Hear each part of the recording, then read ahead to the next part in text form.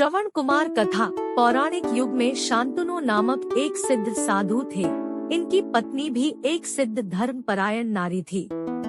कहानी उस समय की है जब शांतनु और उनकी पत्नी बहुत वृद्ध हो चुके थे और उनकी आंखों की रोशनी भी चली गई थी। इन दोनों का एक पुत्र था जिसका नाम था श्रवण कुमार। श्रवण कुमार बहुत ही सरल स्वभाव का व्यक्ति था। माता पिता के लिए उसके मन में बहुत प्रेम एवं श्रद्धा थी। वो दिन रात अपने माता पिता की सेवा करता था। अपने माता पिता का बच्चों की तरह लालन पालन करता था।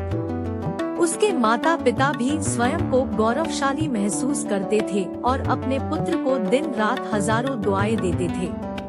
कई बार दोनों एक दूसरे से कहते कि हम कितने धन्य हैं कि हमें श्रवण जैसा मातृभक्त पुत्र मिला, जिसने स्वयं के बारे में ना सोचकर अपना पूरा जीवन वृद्ध नेत्रहीन माता पिता की सेवा में लगा दिया। इसकी जगह कोई अन्य होता तो विवाह के बाद केवल स्वयं का हित सोचता और बूढ़े नेत्रहीन माता पिता को कहीं छोड़ आता दौड़ और खुशी से अपना जीवन व्यापन करता। जब ये बात श्रवण ने सुनी तो उसने माता पिता से कहा कि मैं कुछ भी भिन्न नहीं कर रहा हूँ, यह मेरा कर्तव्य है। जब मैं छोटा था तब आपने मुझे इससे भी ज्यादा अच्छा जीवन दिया और अब मुझे यह सौभाग्य प्राप्त हुआ है कि मैं आपकी सेवा करूं। आप दोनों जो भी इच्छा रखते हैं मुझसे कहें, मैं उन्हें अवश्य पूरा करूंगा। तब शांतनु और उसकी पत्नी कहते हैं, पुत्र श्रवण, हम दोनों की आयु बहुत हो चुकी है। अब जीवन का कोई भरोसा नहीं है। किसी भी समय हमारी आंखें बंद हो सकती हैं। ऐसे में हमारी एकमात्र इच्छा है, हम तीर्थ यात्रा करना चाहते हैं। क्या तुम हमारी यह इच्छा पूरी कर सकते हो?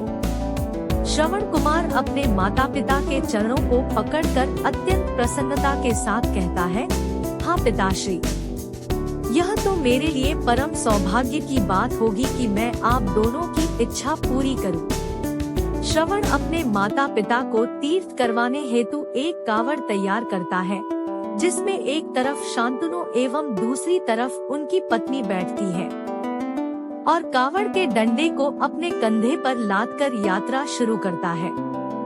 उसके हृदय में माता पिता के प्रति इतना स्नेह है कि उसे उस कावड़ का लेश मात्र भी भार नहीं लगता। अपने पुत्र के इस कार्य से माता पिता का मन प्रसन्नता से भर उठता है और वे पूरे रास्ते अपने पुत्र श्रवण को दुआएं देते चलते हैं। तीर्थ करते समय जब वे तीनों अयोध्या नगरी पहुंचते हैं, तब माता पिता श्रवण से कहते हैं कि उन्हें प्यास लगी है।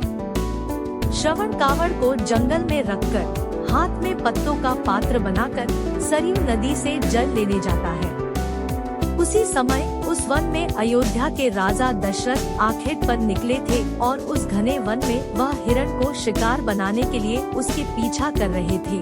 तभी उन्हें घने जंगल में झाड़ियों के पार सरयू नदी से पानी के हलचल की आवाज आती है। उस हलचल को हिरण के पानी पीने की आवाज समझकर महाराज दशरथ शिकार के उद्देश्य से तीर चला देते हैं और उस तीर से श्रवण कुमार के हृदय को आघात पहुंचता है, जिससे उसके मुंह से पीड़ा भरी आवाज निकलती है, जिसे सुन दशरथ स्तब्ध रह जाते हैं और उन्हें अनहोनी का एहसास होता है और वे भागकर सरयू नदी के तट पर पहुंचते हैं, जहां वे अपने तीर को श्रवण के हृदय में लगा देख भयभीत हो जाते हैं और उन्हें अपनी भूल का एहसास होता है। दशरथ श्रवण कुमार के समीप जाकर उससे क्षमा मांगते हैं। तब अंतिम सांस लेता श्रवण कुमार महाराज दशरथ को अपने वृद्ध नेत्रहीन माता पिता के बारे में बताता है और कहता है कि वे प्यासे हैं, उन्हें जाकर पानी पिला दो और उसके बाद उन्हें मेरे बारे में कहना। और इतना कहकर श्रवण कुमार मृत्यु को प्राप्त हो जाता है। भारी हृदय के साथ महाराज दशरथ श्रवण के माता पिता के पास पहुंचते हैं और उन्हें पानी पिलाते हैं। माता पिता आश्चर्य से पूछते हैं, उनका पुत्र कहाँ है? वे भले ही नेत्रहीन हो, पर वे दोनों अपने पुत्र को आहट से ही समझ लेते थे। माता पिता के प्रश्नों को सुन महाराज दशरथ उनके चरणों में गिर जाते हैं और बीती घटना को विस्तार से कहते हैं। पुत्र की मृत्यु की खबर सुनकर माता पिता रोने लगते हैं और दशरथ से उन्हें अपने पुत्र के पास ले जाने को कहते हैं। महाराज दशरथ कावड़ उठाकर दोनों माता पिता को श्रवण के शरीर के पास ले जाते हैं। माता पिता बहुत जोर जोर से विलाप करने लगते हैं। उनके विलाप को देख महाराज दशरथ को अत्यंत ग्लानि का आभास होता है और वे अपनी करनी की क्षमा याचना करते हैं।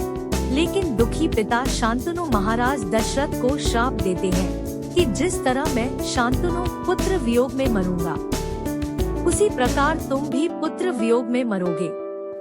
इतना कहकर दोनों माता पिता अपने शरीर को त्याग मृत्यु को प्राप्त हो जाते हैं। महाराज दशरथ श्राप मिलने से अत्यंत व्याकुल हो जाते हैं और कई वर्षों बाद जब उनके पुत्र राम का राज्य अभिषेक होता है, तब माता कैकेयी के वचन के कारण राम, सीता और लक्ष्मण को 14 वर्षों का वनवास स्वीकार करना पड़ता है और इस तरह महाराज दशरथ की मृत्यु भी पुत्र वियोग में होती है। अपने अंतिम दिनों में उन्हें शांतनु के कहे शब्द याद आते हैं और वे राम के वियोग में अपना शरीर त्याग देते हैं। कहानी की शिक्षा, मोरल ऑफ द स्टोरी कहानी। हमें यह कहानी यही शिक्षा देती है कि बिना लक्ष्य को देखे उसे भेदना कई बार आपको गलती का पात्र बना देता है और आप ना चाहते हुए भी दूसरों के दोहक का कारण बन जाते हैं। यह थी श्रवण कुमार की कहानी। अपनी माता पिता भक्ति के कारण ही श्रवण कुमार पुराणों में जीवित है। श्रवण कुमार सदैव अपनी मातृभक्ति के लिए जाने जाते हैं। उन्हीं की कहानी सुनाकर माता पिता अपने बच्चों को संस्कारित करते हैं।